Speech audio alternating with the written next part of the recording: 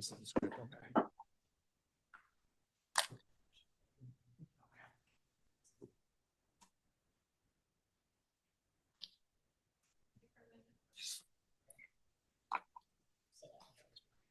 We're ready? Okay. Oh, devil, how precious.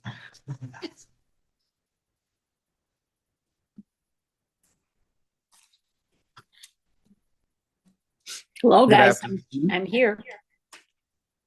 Hey, how are you? Better. Wait a minute. We're echoing.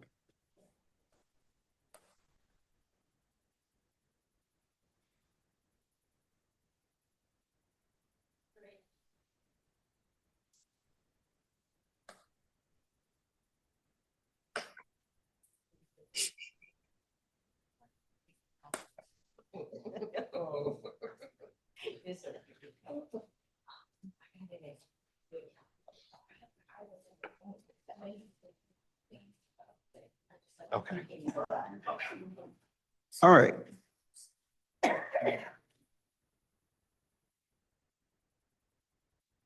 Okay. Good afternoon.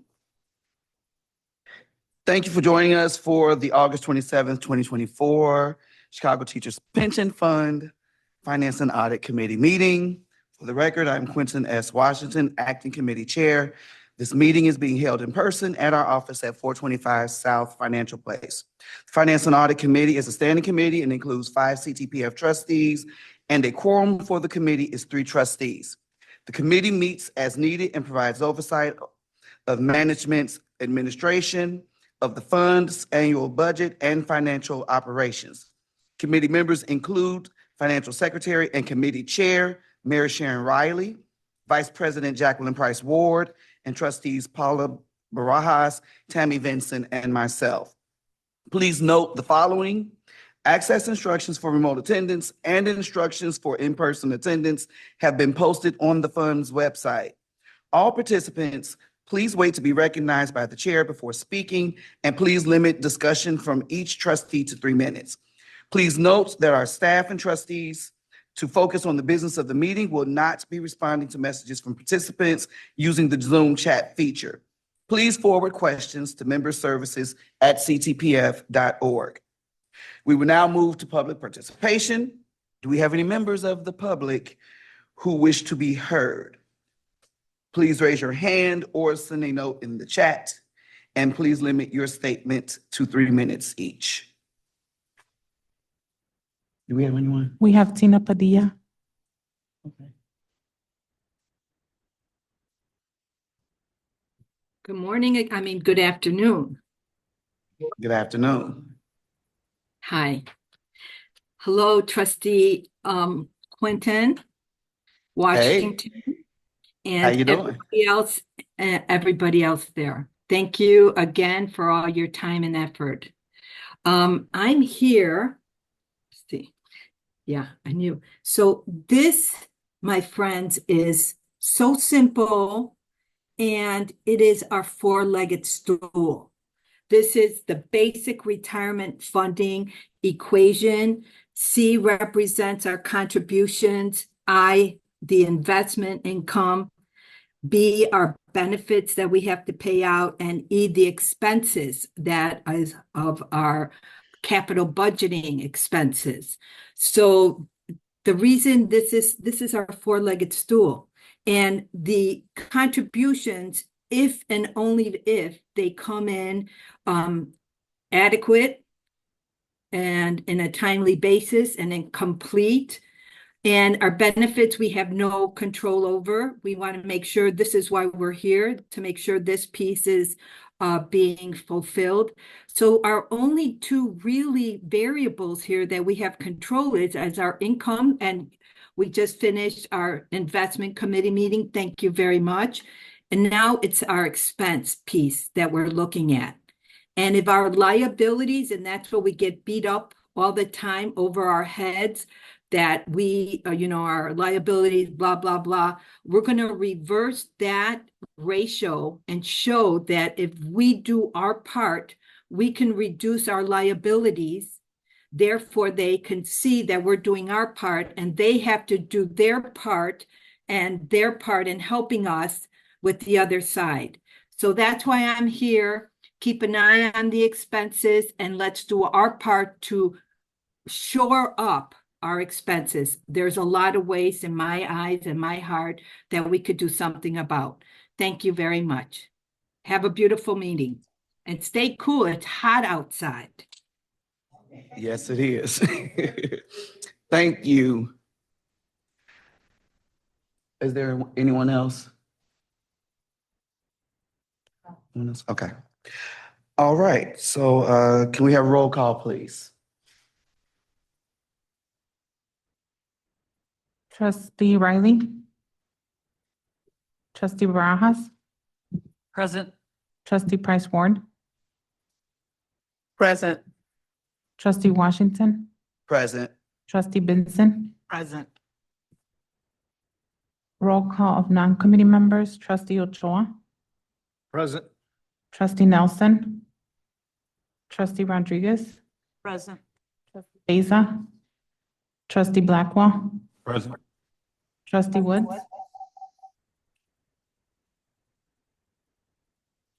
Cecilia, I'm present. Thank you. Okay. We're on our way to you, Trustee Riley. Thank you, Cecilia. We do have quorum as required by the Open Meetings Act. And the Open Meetings Act allows for remote participation by a trustee if a quorum is physically present, which for this committee is 3 members, and a member cannot physically attend due to personal illness or disability, employment, public body business, family and other emergencies, or unexpected childcare obligations.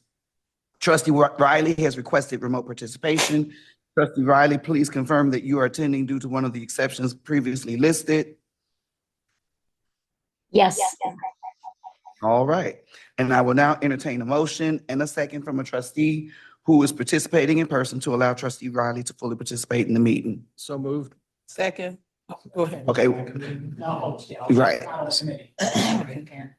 So you moved it? Who moved it? Moved it, Jack. Ochoa moved it. Okay. Wait, he can't move it. He's not on the Oh, that's committee. right. Okay, That's so okay. I'll move it. Okay. So it was moved by Price Ward and seconded by Barajas. Roll call, please. Trustee Barajas? Yes. Trustee Price Ward? Yes. Trustee Washington? Yes. Trustee Benson? Yes. 4 ayes. All right. So please promote, which I believe she's already promoted as a panelist. All right. We will now move on to item 4, the approval of the minutes. Do I have a motion to approve the minutes from May 21st, 2024? Can I get a second? Okay, it's been moved by Trustee Vincent, seconded by Price Ward. Can we get a roll call, please?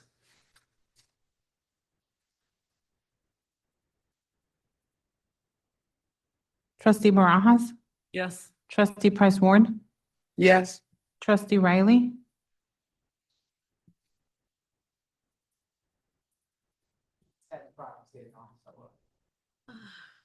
Trustee Benson? Yes. Trustee Washington? Yes. 4 ayes.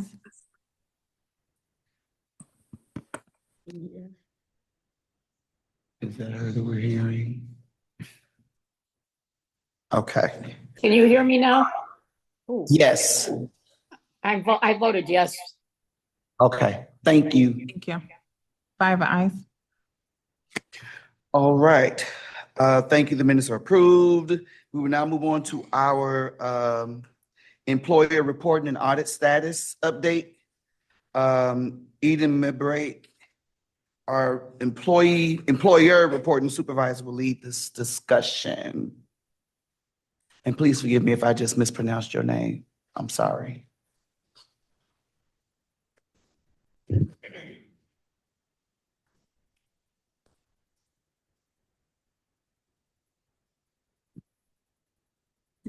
Good afternoon, members of the Board and Finance and Audit Committee members. My name is Ada Mabrate. I'm the Employee Reporting Supervisor. I'll be going over key highlights for our team. I'll start with the first slide. So the first slide is CPS submission status update. This data is compiled from January through July of 2024. From this chart, we can see that CPS has been submitting both funds as well as data on time, and we haven't had any issue with CPS data and contributions. Any questions on that? Okay, moving on to the second slide. Oh, I did. Yes. Yeah, I'm sorry, just a quick question. Mhm. Where you write CPS main file, but it doesn't give us a name? So CPS files come as the main files, that is the biweekly payroll records. And also we get adjustments. So for the main files, that's the main contribution we receive on a biweekly basis. And each one is representing a different school, correct? It's the combined CPS schools. So CPS sends us one main file every 2 weeks for all CPS employees. When you say combined, you mean what, like per district area or? So they all report under CPS, but we don't get it by district or by specific CPS schools. Okay. But we get like a general report for the entire CPS managed schools. Okay, thank you. Edgar, you're looking at me. Would you? No? Okay, thank you. All right, moving on to the next slide.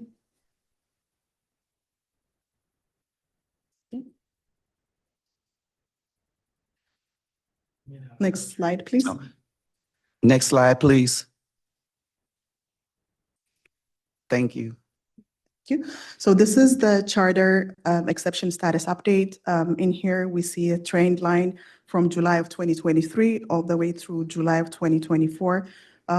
Since the month of June, we see a declining trend in outstanding exceptions. These are data discrepancies by charter employers. And our team has been understaffed, but since we're now fully staffed and finished the training of a new associate, we have trending towards declining the outstanding data discrepancies. Any questions on this? Any questions? No?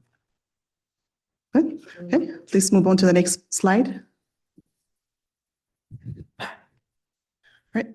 This is the CPS exception status. As you see, the trend also is explained by our understaffed department, but now we have added an associate who will be working on aged exceptions, as well as a new associate that would be helping us narrowing the gap of outstanding exceptions.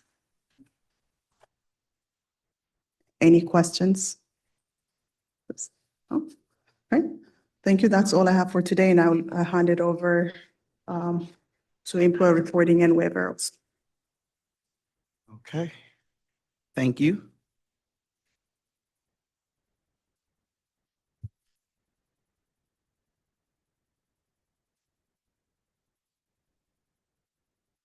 All right, so we have the employer payroll delinquencies and payroll audits, adjustments.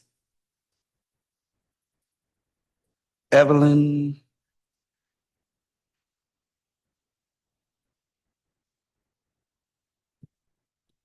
Good afternoon. Good afternoon, all. My name is Evelyn Abrego. I'm the Accounting Operations Manager, and I will be presenting the employer payroll delinquencies. I think my presentation will be short and sweet. Okay. Since the last Finance and Audit Committee meeting, we've had 0 employers with late fees.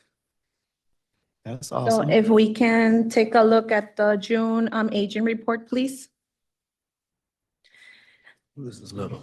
As I said, we had 0 employers who reported late in the month of June. However, we did have 4 employers who submitted payments for previous billings. Those employers were removed from the aging report.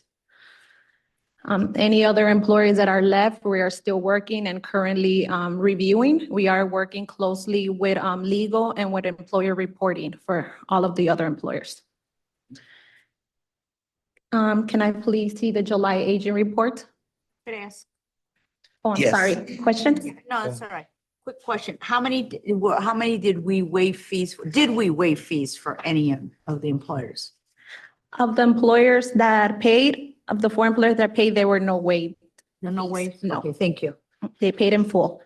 Thank you. In the July aging report, there was no activity, no new late fees, and no payments received. So pretty much no change since June. Yes, June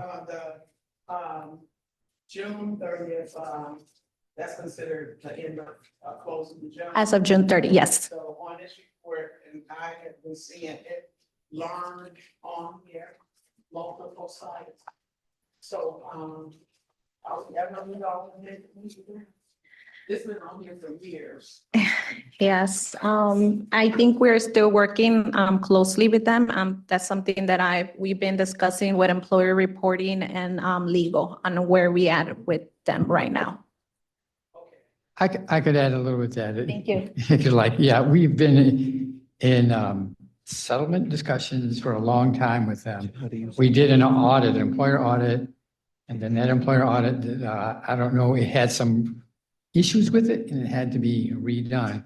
And so the litigation has been on hold until that second audit was completed, which was completed, I think, in several months ago. And so now we are working on, well, sorry about for the feedback there. So we're working on a settlement with them now. And in fact, there was a status hearing in court this morning. I haven't gotten a report back from our outside counsel, but that the judge is pushing the parties to reach some type of a settlement because it's been on the court's docket for a long time. So we expect some resolution in hopefully the next month or so, and we'll likely be coming to this committee to approve whatever that settlement is. Okay, thank you for the additional information, because I've been seeing this on here, and we still got urban prep. Right. Is Urban prep. urban prep a delinquent? Is it? It's on the delinquency with them? I know we. June report.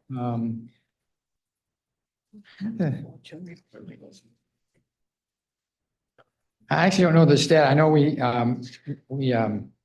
had settled some prior litigation with them following a prior audit. We are now in the process of another audit because we're not sure of their status, as whether they're going to be taken over by CPS or not. Okay, That's ongoing. I thought they settled that.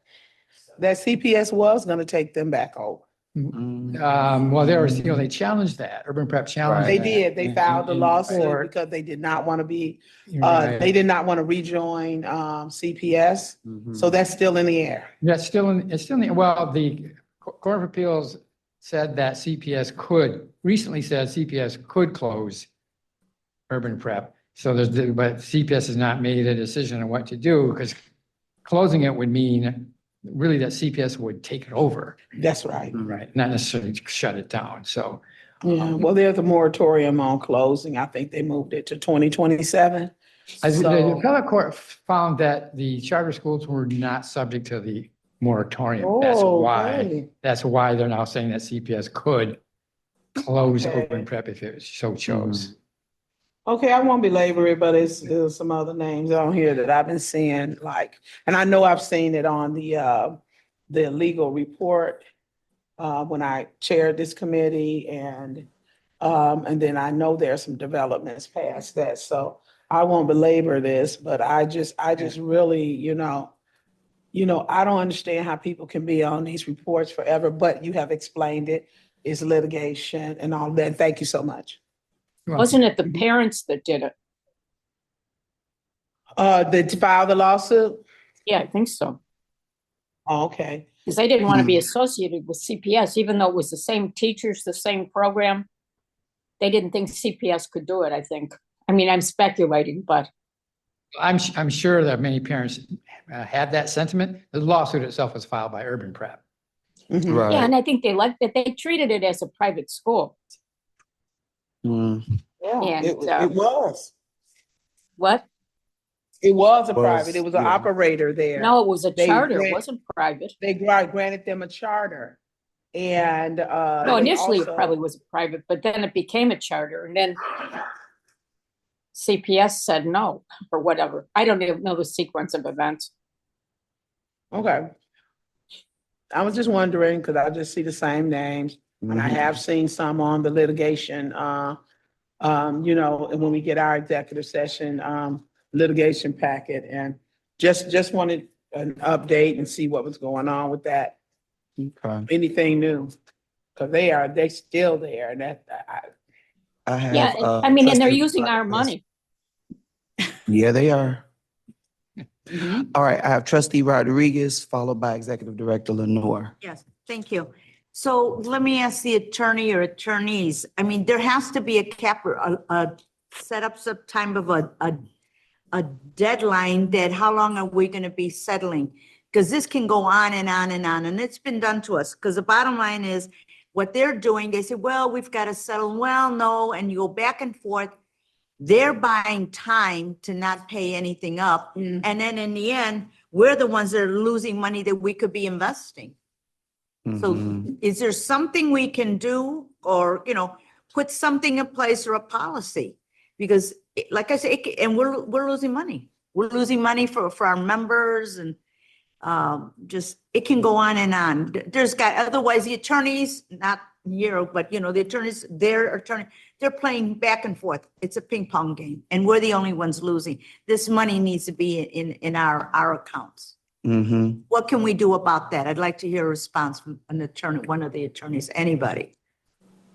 Well, you know, it is, of course, a difficulty when a school refuses to cooperate in an audit or disputes the results of an audit, or disputes, you know, the amount that they're, you know, in arrears on the delinquencies. So that is a challenge. You know, maybe we could breathe a little more fire in the litigation, but there's only so much, you know, Well- you can't go and break into their bank, right? But I will say some progress we have made is that CPS has now agreed to cooperate, because we do have charter agreements. CPS has charter agreements with the Right. charter schools, which allows CPS to withhold from the money they give to the charter schools amounts of pension contributions that are delinquent. Mhm. And CPS has now agreed to invoke that provision and put pressure on these charter schools to cooperate with us, or CPS will withhold that money from the charter school and give it to CTPF. So that is a good That's a huge development, and we're win. actually starting to see results where some of these delinquent schools have decided to contact us and work with us. Well, maybe they need to be motivated. If you sell something on eBay or on the internet or whatever, or private owner, and you're selling some for $50, and they tell, guess what, I'll give you 30. You say, how about 70? Then 30 sounds a lot better than the 70. You can come to some type of agreement. I think we need you at the negotiating table. Give a discount. But now you're not Nothing wrong like a about that. lawsuit to slow things down. True. Very true. Executive director Lenore. Yeah, I would just echo what Dan just mentioned.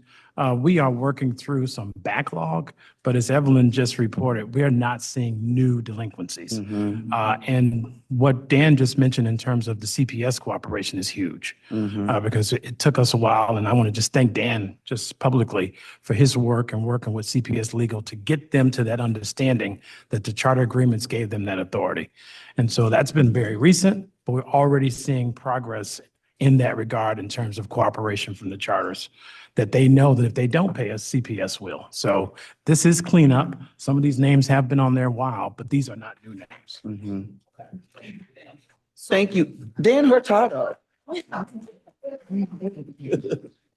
That's what I'm talking about. Yes, ma'am. One other quick comment, and it will cover Ms. Trustee Price Ward's question about how long has Urban Pep been on there. Can we get a comprehensive list of how many schools we were working on settlements with them, and how long, everything, the date it was initiated, and how long we've been waiting? Just to look at a glance. I mean, some schools, like you said, trustee Ward, it may have been a long time, maybe it's only been 6 months. But to get a kind of, an idea at a glance where we're at, and then, what kind of policy or how you're gonna work it out and how soon. Thank you. Well, My hand is up. it's, sorry, I didn't see your hand. I got you, Chair Riley, go ahead. One of the schools that's in this is YCCS. YCCS has been in this probably since the 90s, Yep. and they just thought they never had to pay. Hmm. So here we are, we're still talking about it. We did actually reach resolution with YCCS recently. During the course of the audit, it turned out that most, if not all, of the schools within that network did bring themselves current. The reason it's on the aging report is because they have a delinquency, if I think, is it 6,000 right in that, which is not related to the litigation. It's just from late reporting. And so they also have been contacted by CPS, and their CFO is in contact with us now. So we're hoping to resolve that soon. You know what's interesting about that? In the 90s, when Paul Vallis was there, he thought he could dump any of his programs into YCCS and they wouldn't have to pay the contribution. Oh, bless their hearts. And that's So how from the long- mid 90s. So,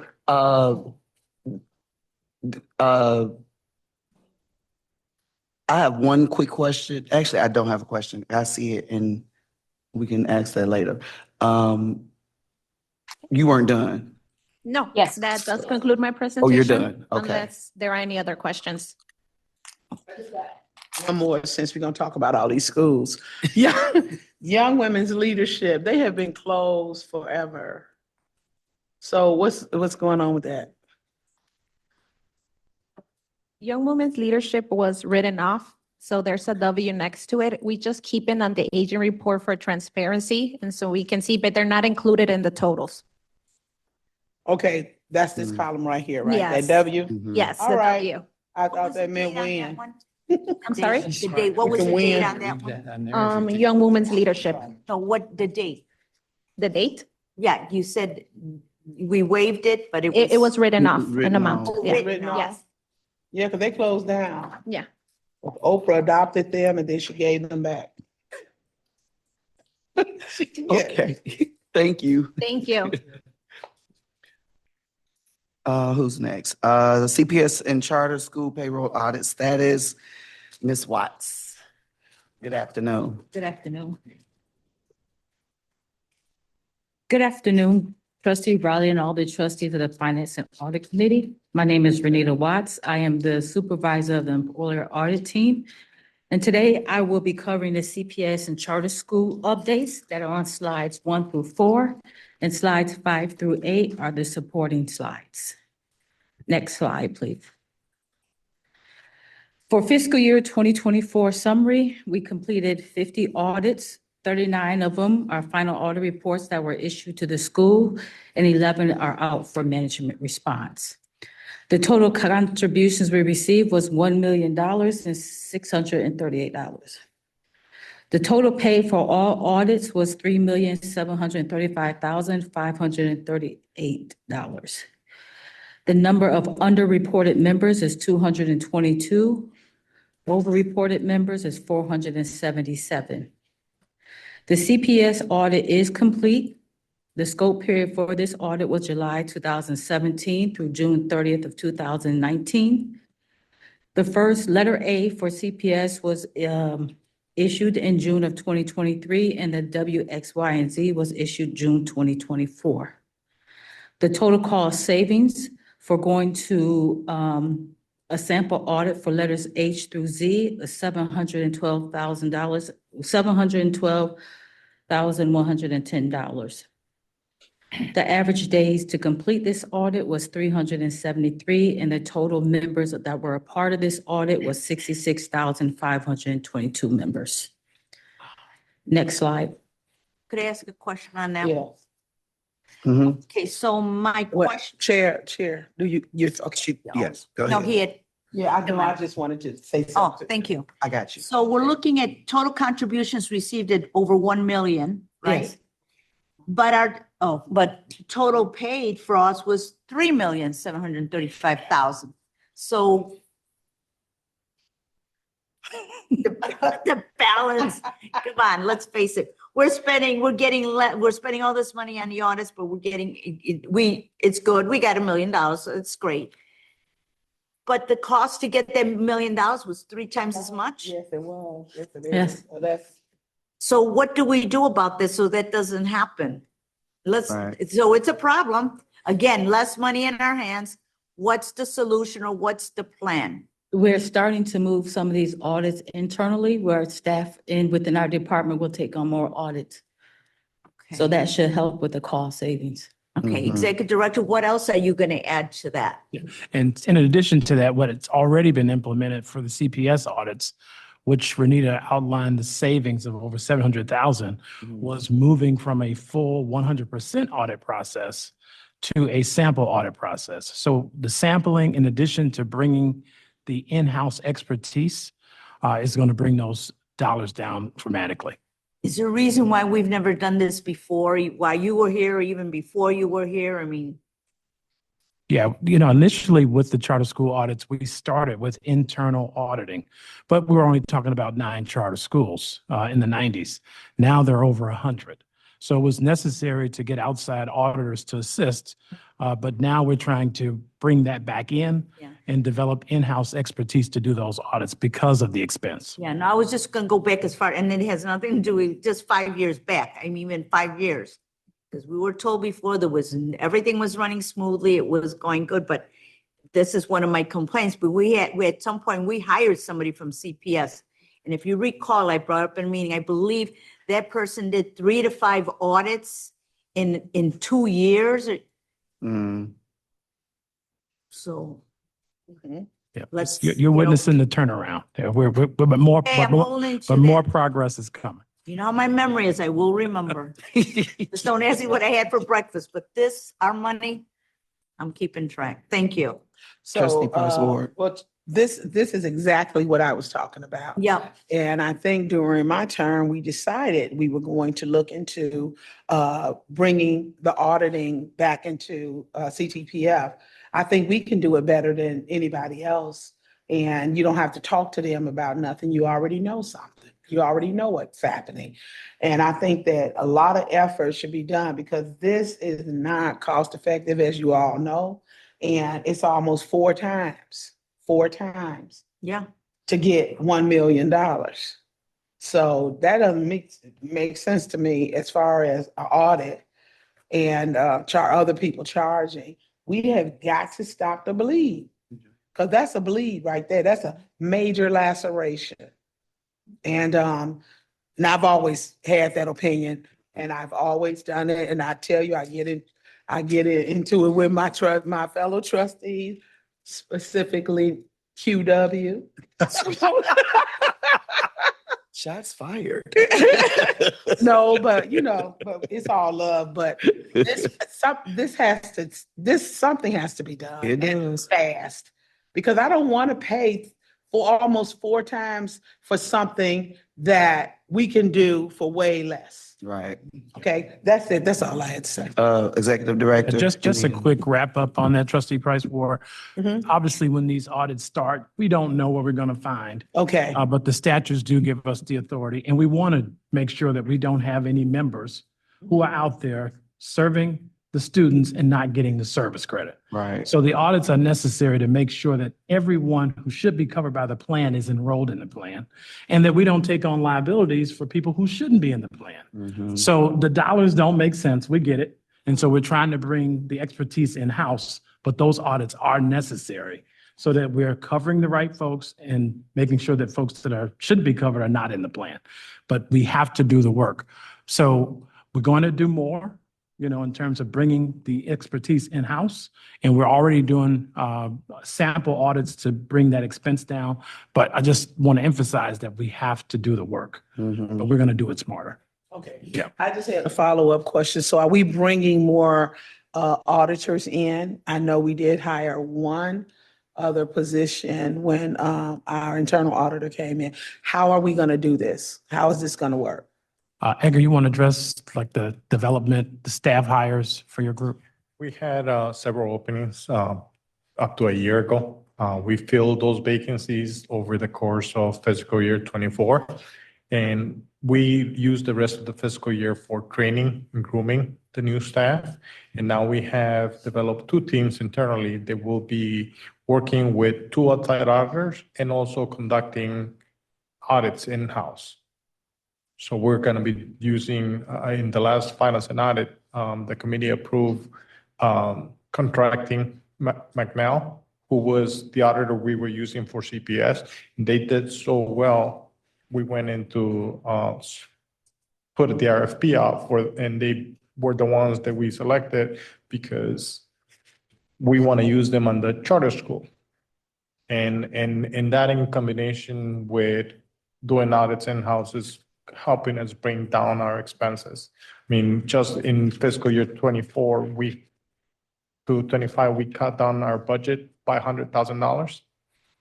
And we're also bringing in a second auditor to fill a vacancy we had on the charter school side. From a charter school, an auditor we had to let go of, which goes back to one of the other auditors you were questioning earlier.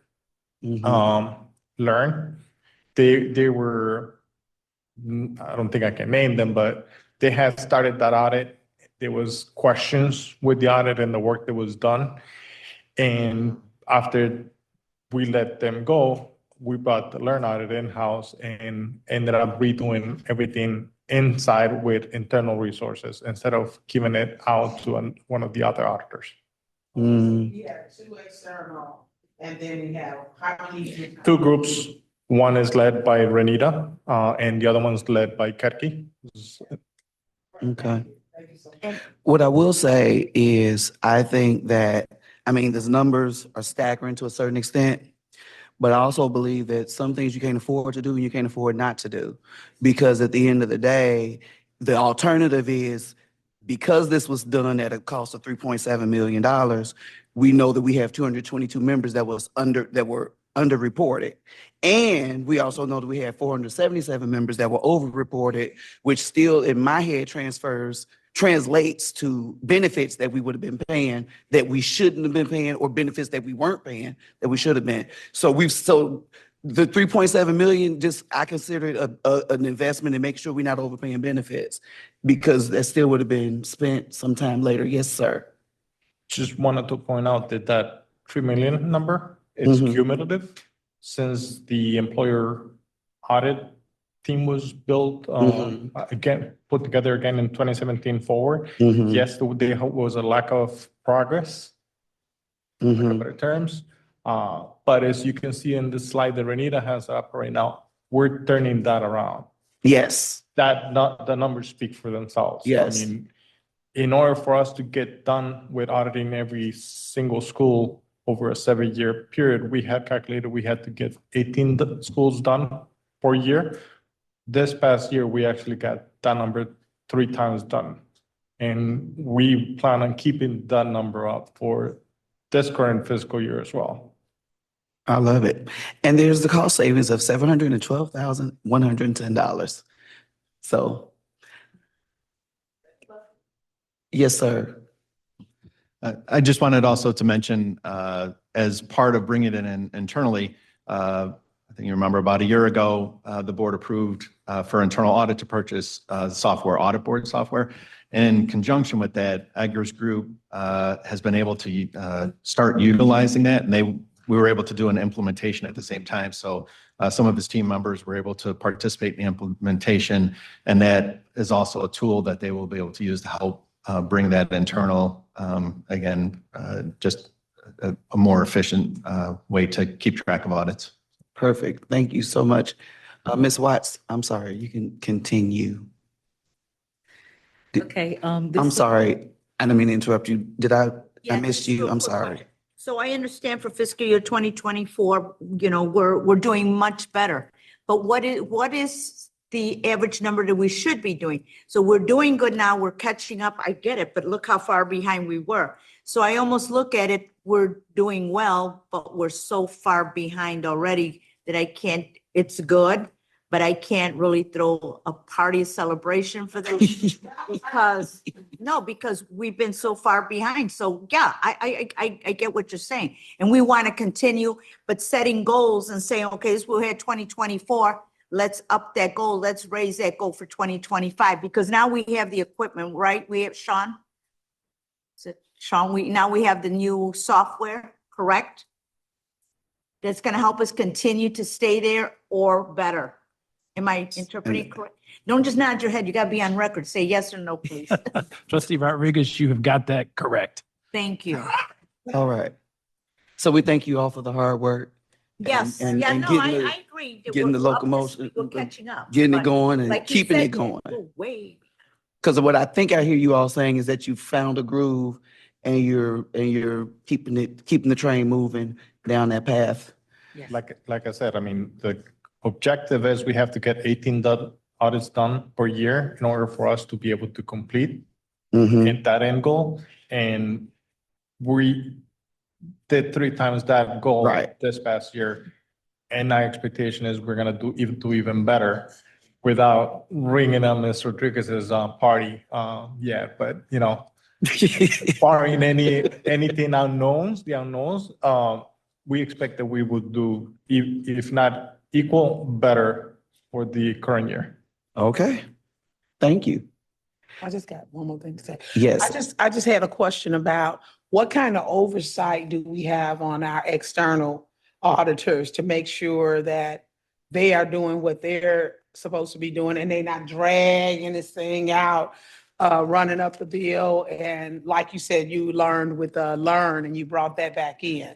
So what kind of oversight do we have over the external auditors? The team is meeting with them regularly, once a month, and progress is being tracked, and all the reports that they're putting together are being reviewed by the team internally, as well as we're setting kind of expectations on things that seem to be moving slow. We're Mhm. bringing that up with them and addressing them. Okay. Thank you. That's what I thought. I know that's your Thank you. expertise, monitoring. Thank you. Okay. I'm sorry. Be great.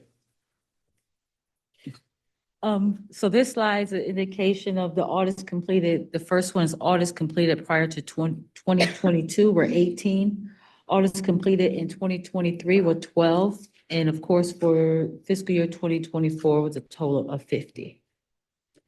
Next slide, please. So this is all the CPS audits broken out by letter, last name and letter. All the audits have been completed, as I said. It was only impacted 95 members out of the 66,522, which is less than 0.14%. The total invoice for the CPS audit is $1,167,950. Okay. And for fiscal year 2025, the scope period, we've already sent out 11 audit introduction letters to charter holders. The scope period for these audits is June 1st, 2019 through June 30th of 2022. Any more questions? I don't see any. So thank you. Thank you. All right. So that takes us to number 6.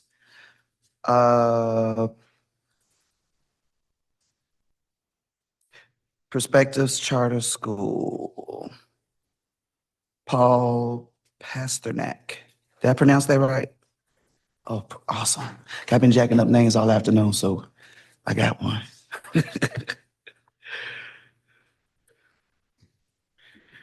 Good afternoon, members of Finance and Audit Committee. My name is Paul Pasternak. I am the Employee Reporting Manager, and today I'm going to take you back in time where a board previously approved a partial waiver for Perspective School.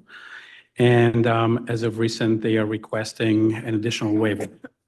To provide a little bit more background, the initial waiver of $71,000 was granted to late submissions due to CTPF setting up an employer in our system for them. So the school requested that we set up an employer for a charter school. And it took us a lot longer period of time to actually complete that. It almost took us 5 months to complete that setup, during which their employer was not able to submit payroll for multiple schools. Once the school was completed, once we set up the employer NERS for employer to submit the payroll, we've basically given the employer 30 days from the time to submit all the back payroll and catch up on any additional ones. And so that's how the waiver was initially requested, by granting an employer 30 additional days to submit all the payroll, which resulted in $71,000. The employer is asking that we actually, instead of giving them only 30 days, is to give them additional 90 days that they should have been given additional time to complete all the submittal of all the payroll dating back to July, all the way through December, and to catch up on additional ones that they were already behind completing. So this obviously happened all during COVID. They were short-staffed, and they're asking for additional extended period of time to submit the payrolls. After reviewing with the senior management, that seemed like a reasonable request. After looking at all the schools that they've had to submit the payrolls for, going back in time, and then catching up on all the upcoming ones. And so as a result, our recommendation is to review, to take a look at the request that was initially granted as a waiver of $71,000. Instead of granting that, is basically going back and granting the waiver for all the fiscal year of 22, and granting waiver for all those pay periods. So overall, the employer owed $287,000 only in late fees. So I want to specify that they did submit all the contributions. We have all the contributions. We've had contributions since March of 22. So these are all just statutory penalties and interest. And the employer had additional late fees prior to that, and they're committed to pay them, which basically, after these amounts are waived, they will still owe about $50,000, and they're committed to pay that as soon as there's a resolution to this. Okay. So in all, this was a lengthy process. We do recommend that we, I think that recommendation is, a request is something that we should consider, and I'm on the side of an employer at this point. Plus, it will actually close this out sooner versus dragging it on. As you mentioned earlier, just what are we going to do with some of these old late bills? This is a very reasonable request. Like I said, this was during COVID, short-staffed, and it took us our CTPF about 5 months to technically set up an employer that prevented an employer to do what they needed to do. And the grace period that we given them of only 30 days, I don't think that was sufficient in retrospect. Go ahead, and then. Trustee Rodriguez. Okay, so I want to make sure I'm understanding this clearly. Maybe I'm missing something. So are we saying in the background, the second sentence, this was not completed by CTPF until November 2021. As a result, the employee was not able to submit payrolls. So was it our fault that they were not able to submit anything, and now we're charging them late fees and we want to give them a waiver? So it was us. Okay, so what parameter we set so something like this doesn't happen again? And how did it happen? I mean, I think I caught part of your response, but the bottom line, it was our fault. Yes, and so initially, for the pay periods that we initially waived the $71,000, we we determined obviously that we're not going to charge them late fees for those pay periods from July to November. And so that's what the first initial waiver was of $71,000. But the employer continued to submit beyond those pay periods for July, for August, September, October, November. They still continue to report beyond those 30 days, therefore accumulating additional fees. And they came back and said, you only given us 30 days was not enough to submit all the payrolls for all these schools. And therefore, we've accrued additional late fees. So that's why they're requesting that we should have given them additional 90 days. Right. And so to answer your question a little bit more, we've set up other schools since then, and we have not had any delays like this since then. Usually it takes us a lot faster to complete the setup and not prevent the employer such a long time to submit the payroll.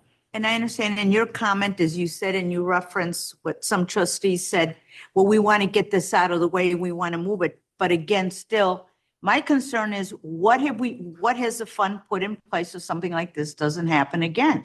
That's a big, we charged them, but we shouldn't be making mistakes like this. We really, it just.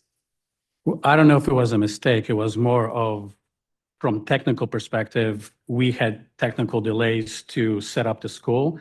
Ideally, we would have that set up in a month, and therefore we would never be in the situation where they've accrued so many late fees. And who discovered that there were technical difficulties? Well, we always knew. School, right? We always know. The school actually requested that they set up a new unit, a new reporting school for them. And so they came to us and said, can you help us set up a new system, a new school that we can report on their behalf. So we needed to do it internally, work with our IT department to set up the new unit, but that prevented them. And we knew that all along, that they're not going to be able to submit payroll for all the other schools because we're in the process of updating the system for them. Okay, thank you for that.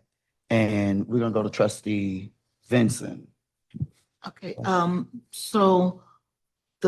so I see where the amount was reduced when you waived the 71,000, so it went to 216. I'm sorry. Yes. Sorry, so sorry. To 216, but you said that after some payment, there would still be a balance due of 50,000. What is that? Yes, so they owed some additional late fees prior to July, which came out to be about $50,000, and they are not contesting that. They said they're going to pay it all in full. So they owe that amount in addition to the 216. Yes, right. So if the board approves that will be waived, they will still owe the $50,000. Yes. Okay. Trustee Price Ward. I would just like to move that we. Microphone.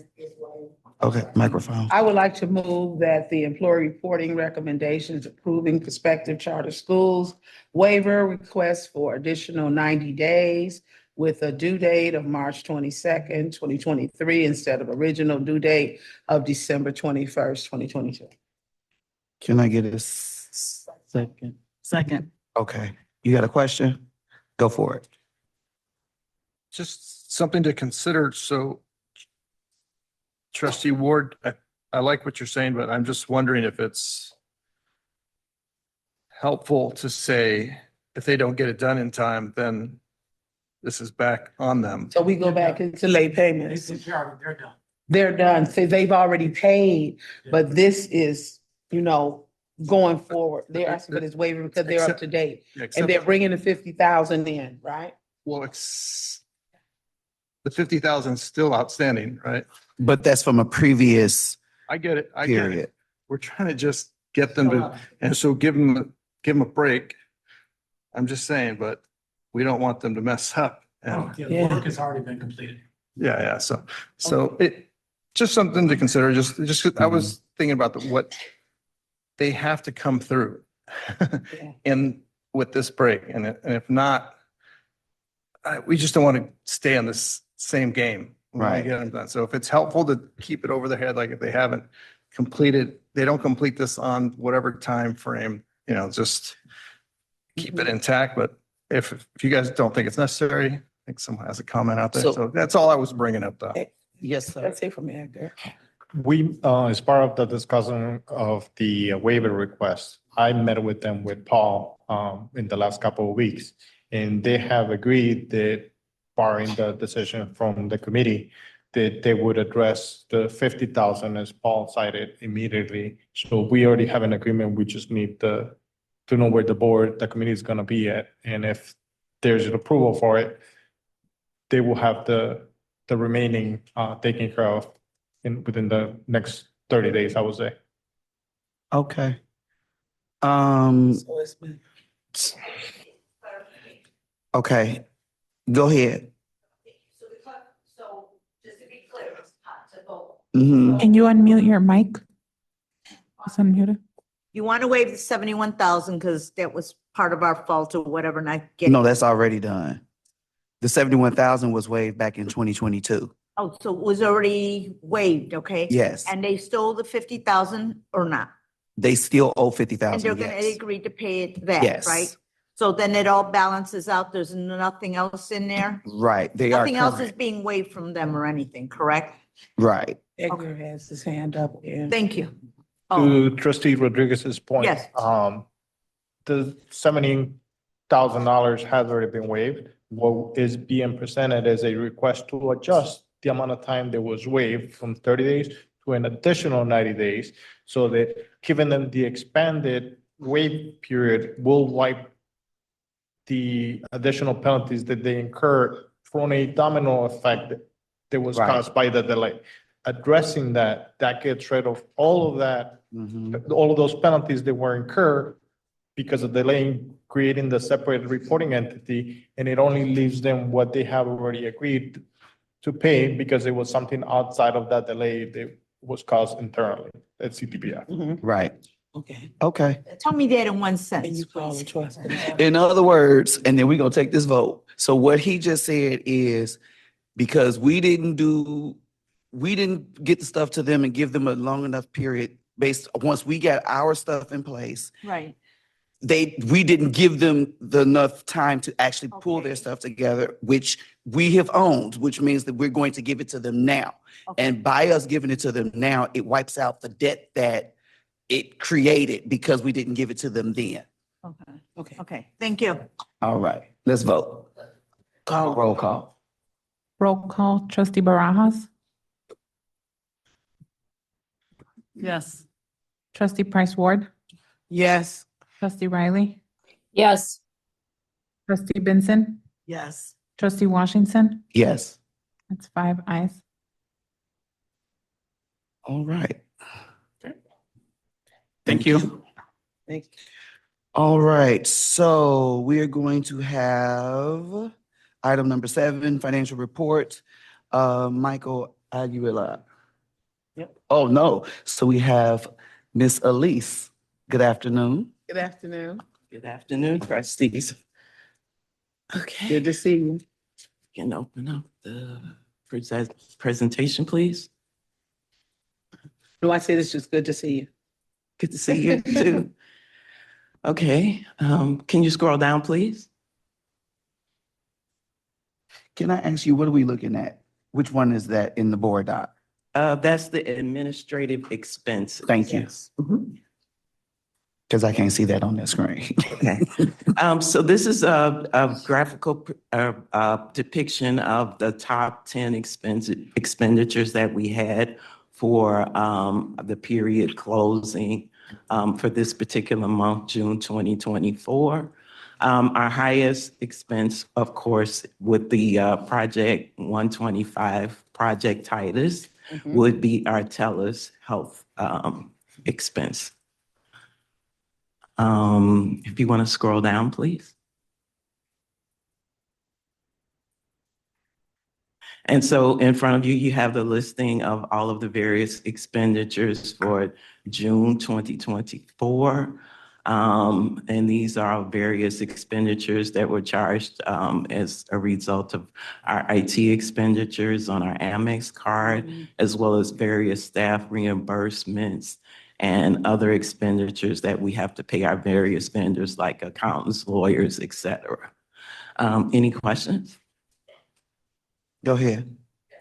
I know, and as trustee Ward noticed the other school, the charter school, I've been seeing Jackson Lewis P Legal Services on here for a while. When these attorneys are listed on here, are they consultants or are they on a regular payroll or what? They're vendors. I will let Mr. Hurtado explain what Jackson Lewis is handling for us. Jackson Lewis there's two things. They're retained by us as an employment counsel, but when we have issues with personnel, with potential, termination and so forth, to advise us. It's a very small part, though, what they've been doing. But the most of what they've been doing for the last couple of years is defending us in the litigation that was brought by the former employee, the employee discrimination case, and the False Claims Act case. And both of those cases are still pending. Because I recall, and as our current executive director has been here a while back, I did ask for name of every attorney that we're working with and what they're working on, because some have been with us, it seems almost permanently, it appears, not saying it is.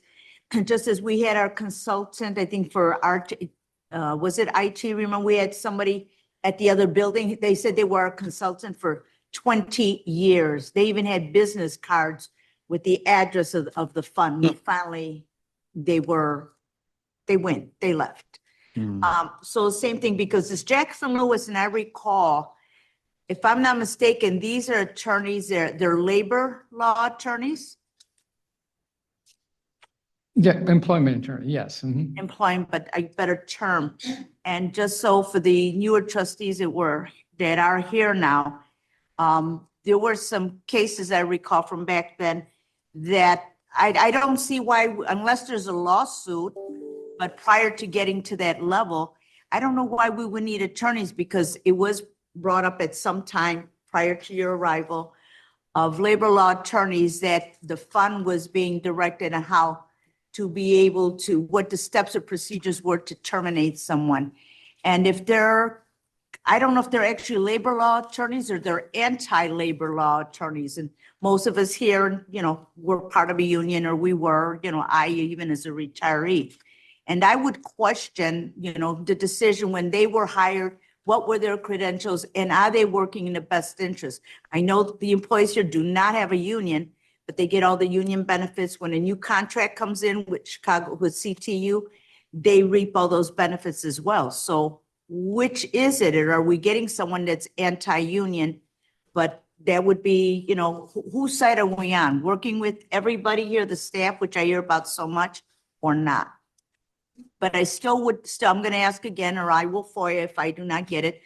And I've asked, it's probably been 2 years. And I sometimes let things go, and I think you guys are a little slow getting the information to me. But the list of all the attorneys, when they were hired, what they're hired for. You don't have to give me specific of names, or, if that's confidential, I respect that.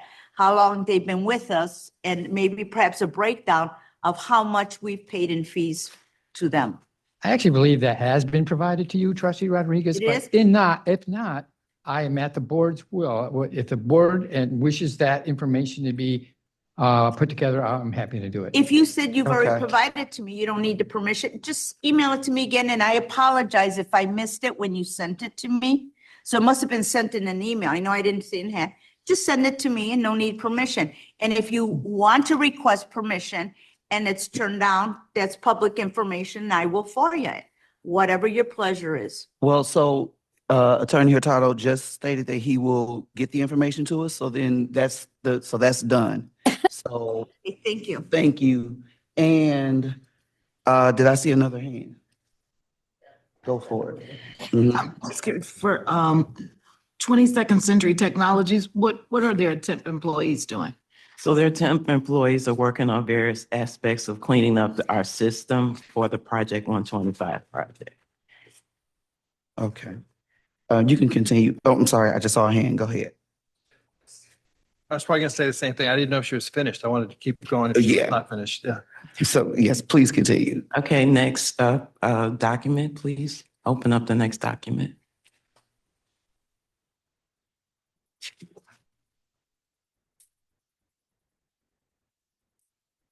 So this is our administrative expense report as it relates to the budget that was approved by the trustees for the period ended June 30th, our fiscal year.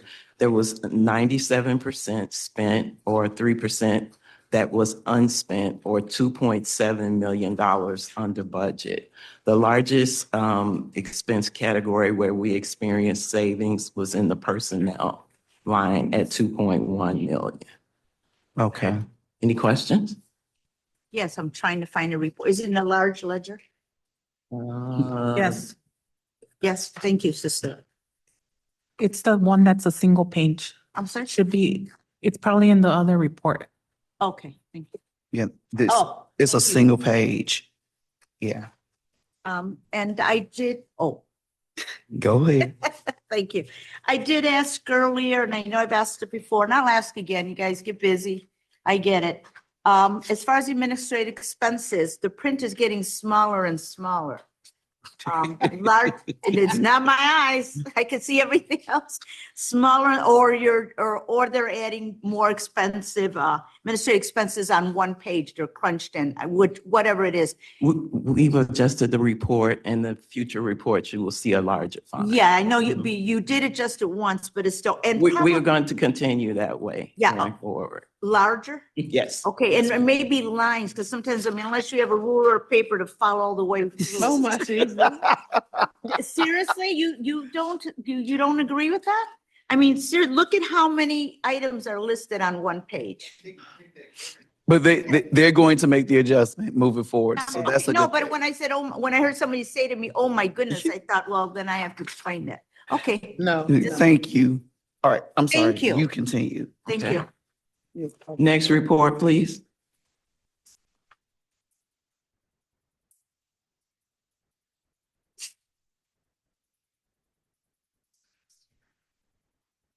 And this is our a monthly financial statement for March 31, the close of March 31, 2024.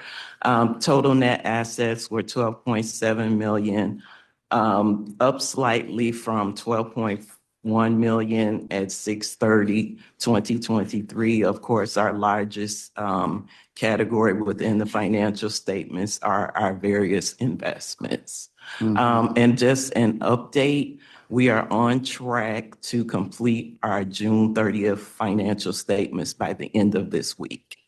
Okay, that's awesome. Good. That's good. Okay, And yes, Minnie, go ahead. So the previous report, the administrative expenses, it was for fiscal year August. no, that was for 1 month. Oh, well, I'm sorry, the Apologize. previous one before this was the total fiscal year. apologize, because Yeah. fiscal ends in June 30th. So this Correct. was the August report of expenses. So one of the, I was asking because I think it was I'm sorry, I was flipping screens. But one of the things that shows that you're already at 100%. You've already spent 100% of the budgeted amount. Is that the 25 budget? 2025 or 24 is the No. second item on the, I'm gonna go back to Talking it. about from All the right. one that she was just. Yeah, the on? second item, it says, equipment and software. Yes. And for the, tracking, it says budget remaining, and this amounts at 100%. There are a couple at 100%. What is that? So that means that we spent of the 100% of the amount budgeted, but it's offset in other categories. Okay, so because I was gonna say everything else So, from this point on is yeah. gonna be over budget in those areas. Well, it's That's at from 24. 100%. This was last. That's why I was asking, Yes. because this is monthly, but this is fiscal year 25 that. No, this is fiscal year 24. Sorry. All right, so how Yeah. we still, all Yeah. right. Mhm. So, so it was, so this, what we're looking at was the whole fiscal year budget for the Correct. year. And so whatever you're looking at, that was for last year's budget. Correct. It wasn't just a month. Well, this is 2024? This is Huh? 2024. We're in That's- 2020, so this says That's as of close. August the 5th. We're in 2024. 2025. That's why it's Right. fiscal year Right. 25. Fiscal It's a year. month of, Yeah. in the year of 25. Correct. I'm still asking, the 100%, fiscal year 24 ended June 30th. Correct, Mm-hmm, Fiscal year 25 started July 1st. correct. mm-hmm. All right, so I'm trying to figure out how we're at 100% already. That's what I'm So, unclear. no, so that's the full spend for 12 months. So you're doing it 12 months, so. Correct, yes. See, now I see how you all confuse, trustee Nelson.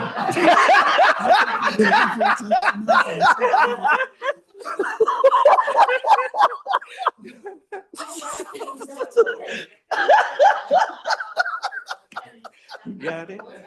Okay.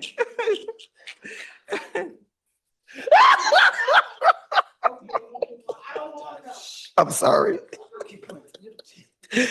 Please continue. Okay. Next report, please.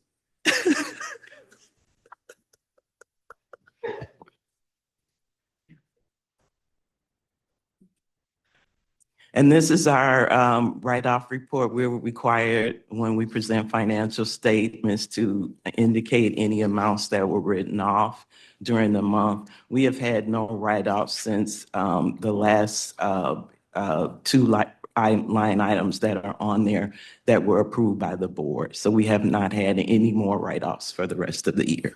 See that name now? Look over in the corner.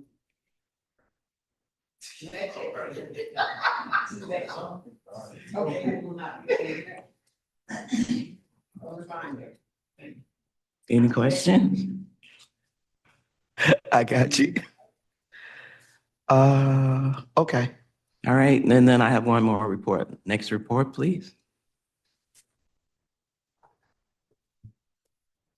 And this is our cash flow report. And as of June 30th, we had cash on hand of 517.8 million.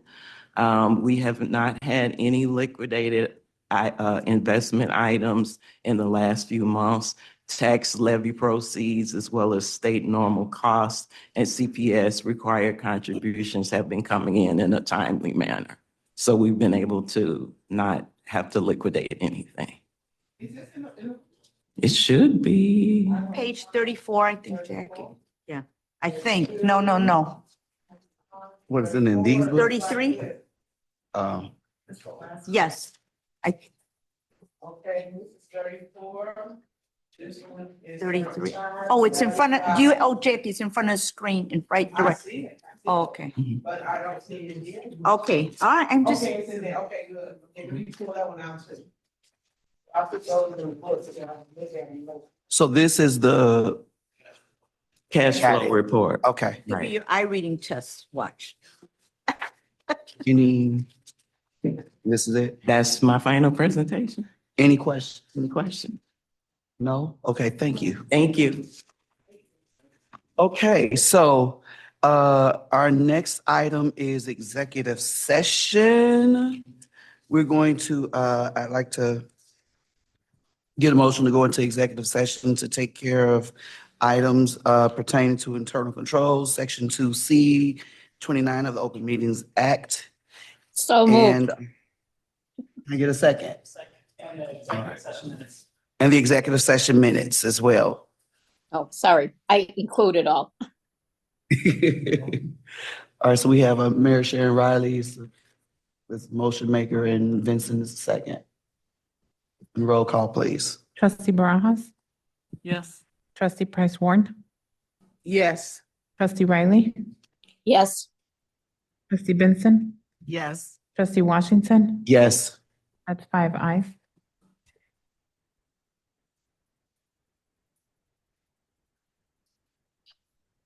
Okay, these are all the cash flows.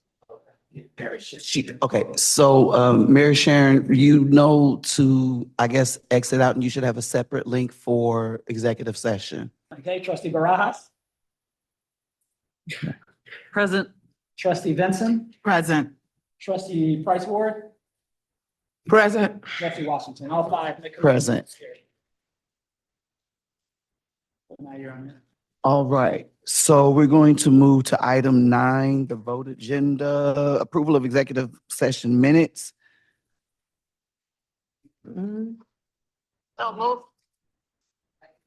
All right, we have it moved by trustee Riley, seconded by trustee Vincent. Roll call, please. Trustee Barajas, Yes. trustee Price Ward, Yes. trustee Riley, Yes. trustee Benson, Yes. trustee Washington. Yes. That's 5 ayes. All right. Item 10, any unfinished business? Going once, going twice. All right. Any new business? Going once, going twice. All right. May I get a motion to adjourn? Moved. Can I get a second? All right. So, motion made by trustee Vincent, seconded by trustee Riley. And may we have a roll call, please? Trustee Barajas, Yes. trustee Price Ward, Yes. trustee Riley, Yes. trustee Benson, Yes. trustee Washington. Yes. 5 ayes. That concludes this meeting. Thank you. Okay. They have adjourned. Go ahead, you can repeat that. Yeah. Oh, did you want to say